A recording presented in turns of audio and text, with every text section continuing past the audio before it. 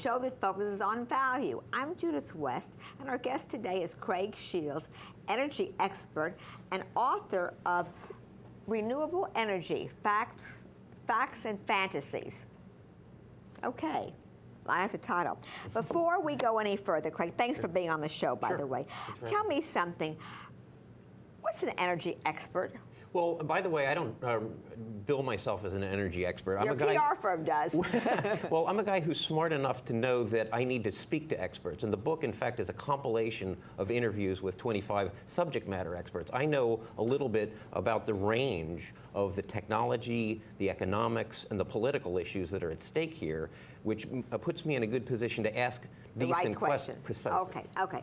So you're a guy that's smart enough about energy that you can figure out what questions to ask. Precisely. And to whom to ask those questions. Yes. Okay, so now that we have that done, we'll go for it.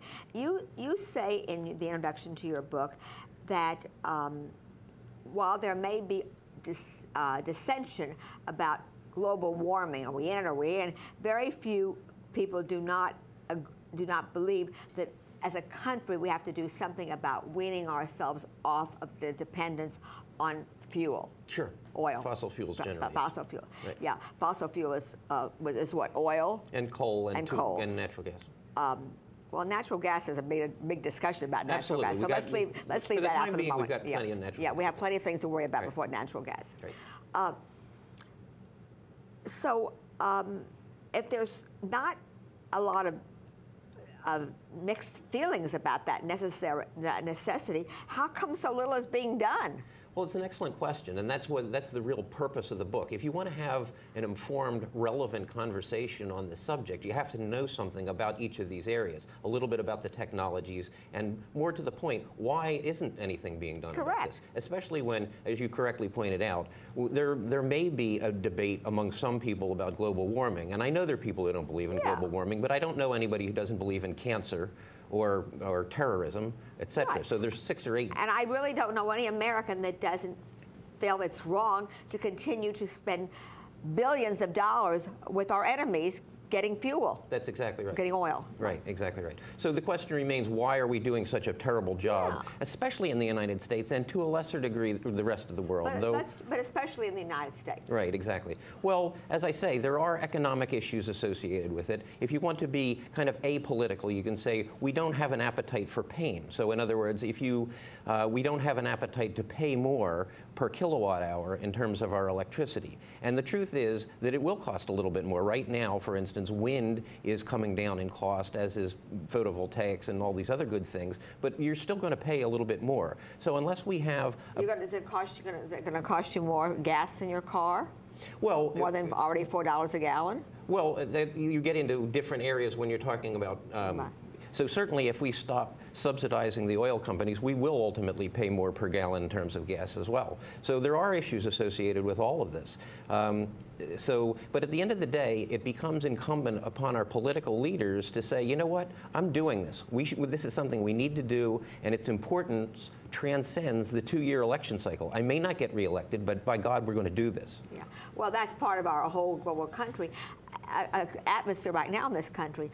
And anyway, unfortunately, humans, I don't know, Americans are any worse, have a hard time suffering some small range pain for a long range goal. Precisely, and especially nowadays. Yeah, and just to get back on this area, we're talking about the cost of fuel and feeding. What do you say in your book? Something like $700 billion or something, or one of your experts says it for a fuel, foreign oil. Right. Well, there are a couple of issues on this thing. We're borrowing an incremental $1 billion a day and sending it to people who essentially hate us. So and in fact have declared war against them. Right.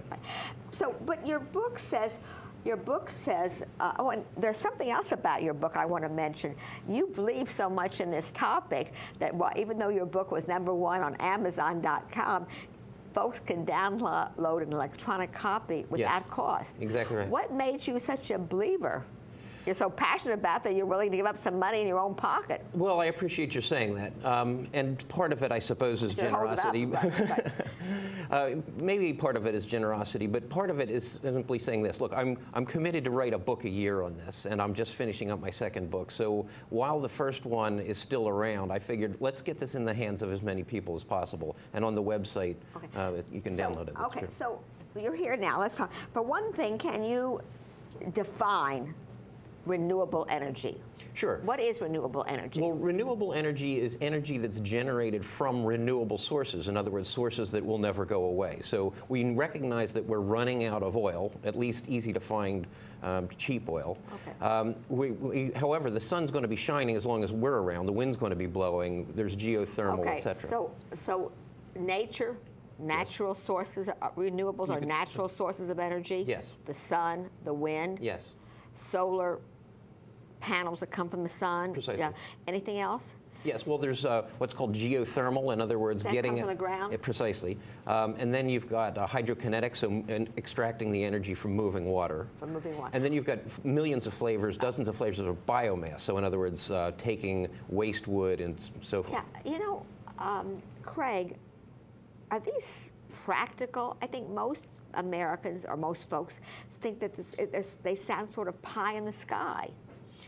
Well, I can understand that, but when you go fly through Texas, you understand that there's a heck of a lot of wind deployed right now.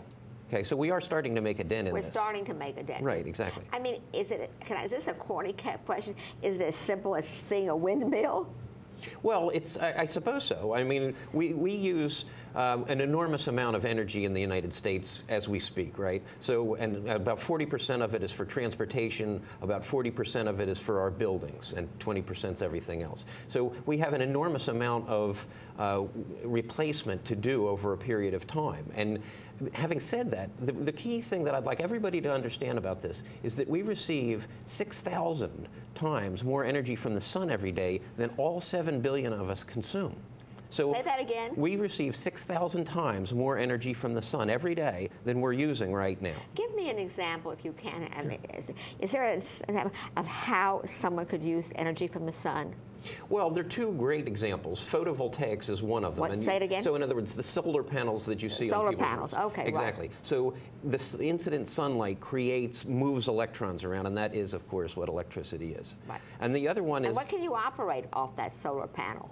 Well, anything that requires electricity. Energy? So, for instance, the amount of light energy that we're using in the studio right now is so many watts, and that can... Can you get heat? Yes. Well, of course, you can take electrical energy and run electric heaters. Right. So the electrical energy from the sun can run anything that you want to run electrically. Precisely. Is that correct? Right. Yes, exactly. It's just another... And please correct me. I'm a rank amateur in this Well, topic. I understand. You're doing a fine job with this. All I would say is that right now, 48 or 49% of the electricity in the United States is coming from coal.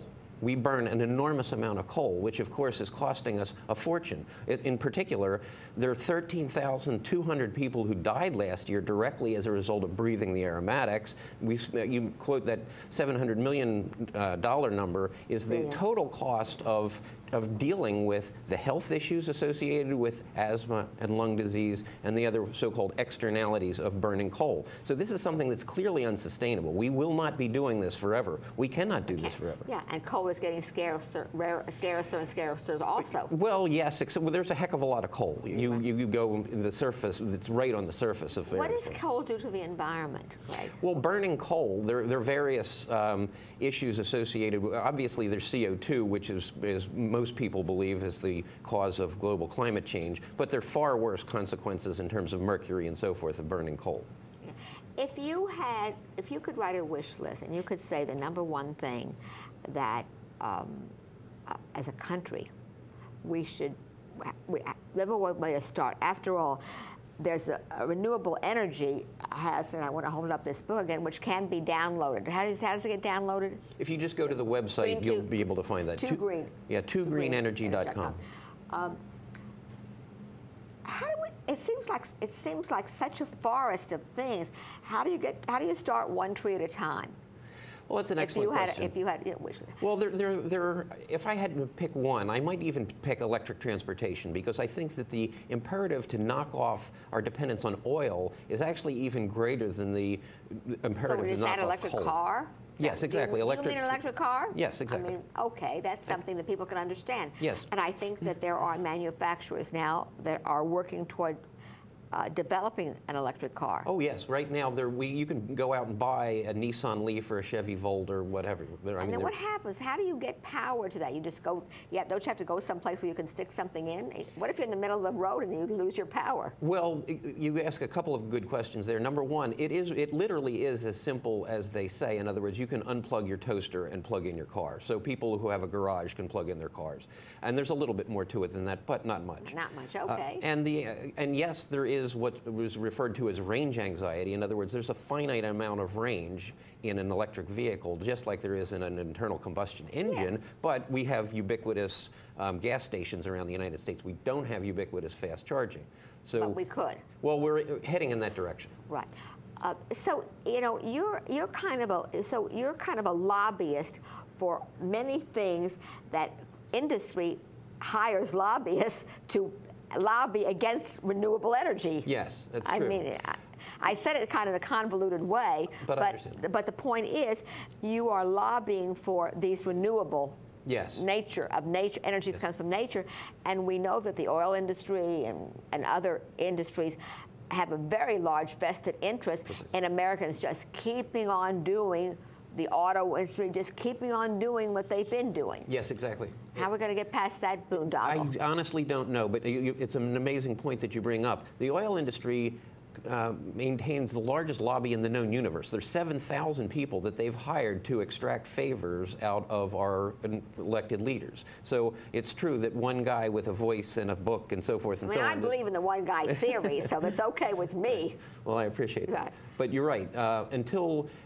Well, I'm also an advocate for campaign finance reform and a whole bunch of stuff that I believe is at the underpinning of why we have all this insanity in the first place. And I think there are many folks that would agree with you there. Right. Right. So I suppose it's one of the responsibilities of citizens to rally. Yes. To do their own rallying. Yes, and you asked me why I want to give away this book for free. Right. The more people who read this, the more people will be able to have a relevant, informed conversation on the subject and be able to stand up or write a letter or an email or do something. And this may even come down to who you cast your vote for. Yes. In elections. Yes, it could and it should. Yeah, it should. Okay, well, we are ending on a very good note. Okay. Your generous efforts to make citizens informed consumers, renewable energy, facts and fantasies. I hope that this interview has helped folks to discern between the fact and the fantasy. Thank you so much for coming. Thanks so much. I'm Judith West. You're watching Getting Your Money's Worth. Thanks for watching.